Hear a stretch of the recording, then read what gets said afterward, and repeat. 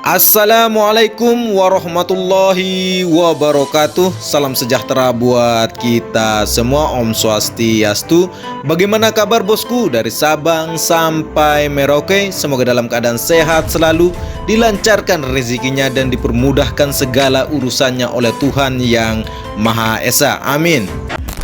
Pembangunan sirkuit MotoGP Mandalika Lombok Tengah, Nusa Tenggara Barat terus dikebut siang dan malam. Mandalika Grand Prix Association atau MGPA selaku penyelenggara meyakini pembangunan arena MotoGP Mandalika secara keseluruhan akan rampung tahun 2021 di bulan Juni. Apakah Indonesia siap menyelenggarakan event bergengsi kuda-kuda besi MotoGP tahun 2021 mendatang? Tentu kita berharap besar bahwa Indonesia akan menyelenggarakan event MotoGP Mandalika tahun 2021. ITDC MGPA bersama PT PPP Persero Tbk, perusahaan yang memang sudah besar dan kita percaya bersama untuk hal pembangunan sirkuit MotoGP Mandalika hingga dia mampu merampungkan sesuai dengan jadwal yang sudah dijadwalkan. Situs Speedweek secara khusus membahas kemungkinan sirkuit MotoGP Mandalika Lombok menggelar MotoGP Indonesia pada musim 2021. Kini MotoGP Indonesia memang masuk daftar cadangan bersama MotoGP Portugal dan Rusia. Dan menurut Speedweek ada 4 balapan yang jika satu di antaranya dibatalkan, maka sirkuit MotoGP Mandalika bisa ditunjuk Dorna sebagai pengganti untuk MotoGP 2021. Keempatnya adalah sirkuit Buriram Thailand, sirkuit Motegi Jepang, sirkuit Sepang Malaysia, dan sirkuit Phillip Island Australia. Bahkan menurut sumber Speedweek dari Dorna, MotoGP Indonesia kemungkinan besar berlangsung sebelum balapan di sirkuit Sepang Malaysia. Pertimbangan jarak tentunya paling utama karena akomodasi semua peserta dari Indonesia ke Malaysia nantinya begitu murah karena jaraknya yang sangat dekat. Adapun MotoGP Malaysia sendiri dijadwalkan berlangsung pada 31 Oktober tahun 2021. Jika MotoGP Indonesia digelar satu pekan sebelumnya, maka bakal mengisi slot MotoGP Australia yang sepertinya yang dikatakan tadi, situasi MotoGP Indonesia sangat bergantung dengan kesiapan balapan lainnya. Apalagi pandemi virus corona memang belum menunjukkan gejala berhenti, artinya bisa saja satu di antara 4 balapan di atas dibatalkan dan MotoGP Indonesia masuk untuk menggantikannya. Jika jadwal bulan Juni tahun 2021 maksimal harus sudah selesai pengerjaan pembangunan sirkuit MotoGP Mandalika karena bulan Juli akan dilakukan testing oleh pembalap yang ditunjuk oleh Dorna. Jadi info terbaru bahwa Indonesia bisa menentukan jadwal pertandingan di bulan Oktober atau di bulan November tahun 2021 event MotoGP bisa diselenggarakan. CEO Dorna, Carmelo Ezpeleta, telah memberikan deadline kepada MGPA sebagai penyelenggara MotoGP Indonesia untuk menginformasikan apakah sirkuit MotoGP Mandalika siap atau tidak pada bulan Juni tahun 2021. MGPA sendiri memang menargetkan pengerjaan sirkuit MotoGP Mandalika bakal selesai bulan Juni tahun 2021 dan mulai proses homologasi Juli tahun 2021 juga.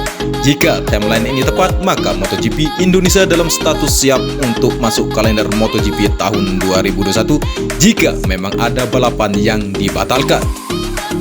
Jika tidak ada halangan juga, Dorna dan Federasi Sepeda Motor Internasional atau FIM bakal sambangi Indonesia pada Februari tahun 2021 mendatang. Hal itu dilakukan untuk memeriksa kesiapan sirkuit Mandalika yang masih berstatus subject to homologation, yang berarti wajib memenuhi persyaratan dan spesifikasi dari FIM untuk menyelenggarakan MotoGP tahun 2021. Bagaimana capaian pembangunan dari sirkuit MotoGP Mandalika saat ini? Mari kita lihat bersama-sama apakah ketika datang Dorna semua lintasan sudah tersambung karena jadwal semula bulan Januari tahun 2021 yang lagi beberapa hari pergantian tahun semua lintasan akan tersambung? Mari kita mereview garis besar dari capaian pembangunan sirkuit MotoGP Mandalika saat ini.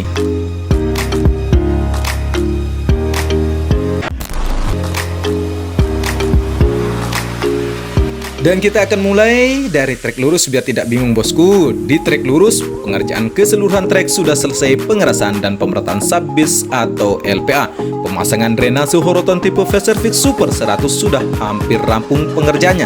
Sedangkan tipe resiflek high cap seri T8300 masih dalam tahap percobaan pemasangan. Untuk pemasangan pipa optik atau instalasi listrik sudah tertanam dan progresnya finish pengerjaannya.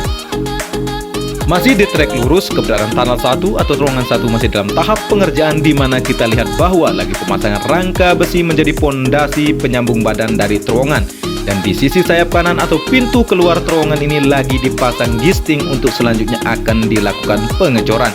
Dan ketika kedua hal ini selesai, maka terowongan 1 ini finish pengerjaannya, tinggal dilakukan penimbunan.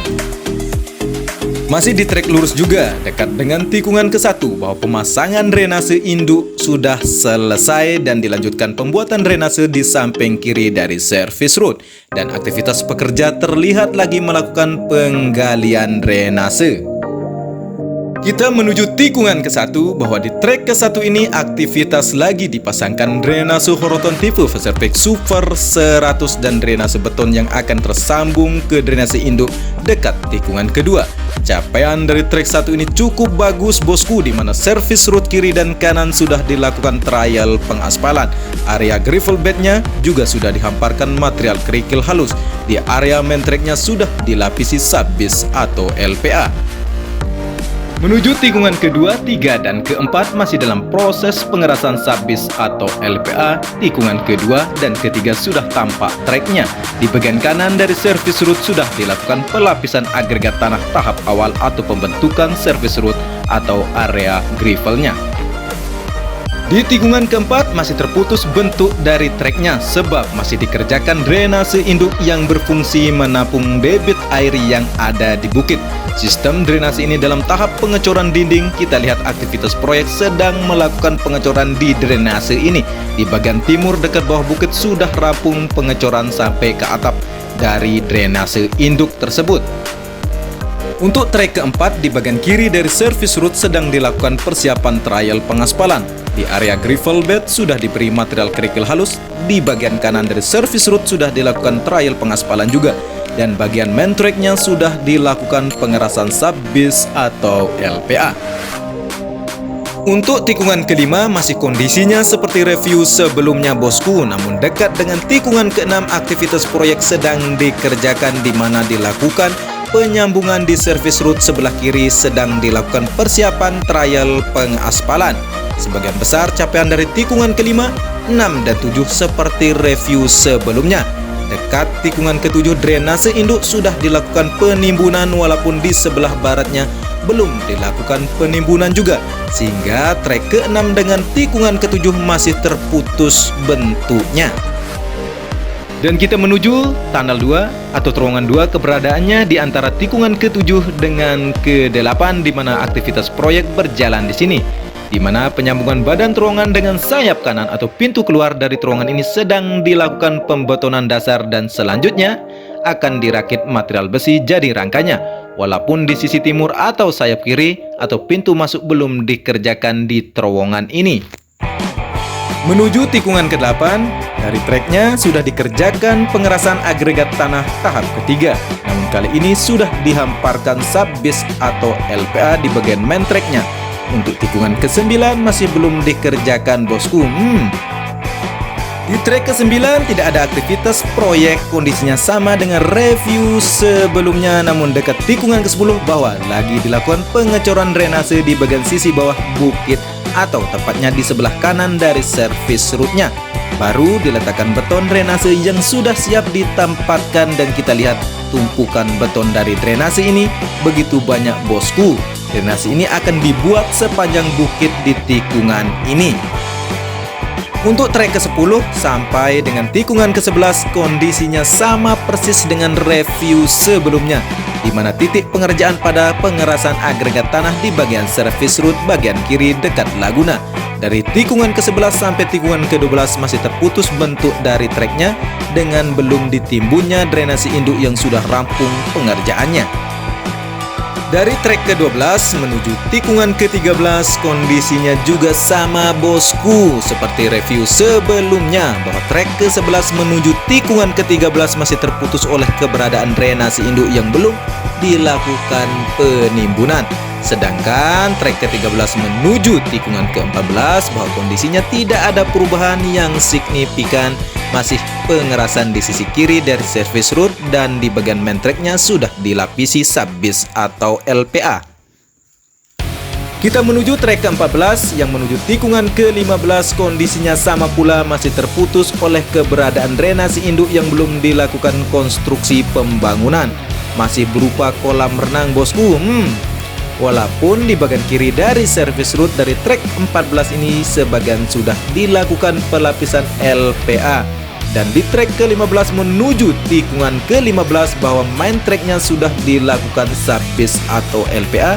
Dan di sebelah kiri dari service route-nya sudah dilakukan trial pengaspalan. Sedangkan tikungan ke-16 menuju tikungan ke-17 bahwa masih dilakukan penimbunan di area gravel dari tikungan ke-16. Walaupun dari trek ke-15, 16 sampai ke-17 sudah tampak bentuk dari main tracknya. Kesimpulan bahwa mari kita berdoa bosku, semoga di bulan Januari tahun 2021 sudah bisa semua lintasan sirkuit MotoGP Mandalika tersambung. Jadi ketika bulan Februari tahun 2021 Dorna mau melihat kondisi dari sirkuit MotoGP Mandalika tidak mengecewakan. Cukup sekian informasi yang dapat saya suguhkan kepada bosku tentang progres pembangunan sirkuit MotoGP Mandalika. Semoga bermanfaat sebagai tambahan wawasan kita bersama. Oh ya bosku, bagi yang berkenan membantu perkembangan channel ini cukup mudah caranya. Cukup like, share, dan subscribe. Saya Edi Sundoro, salam persahabatan dari anak Lombok, matur tampiasin.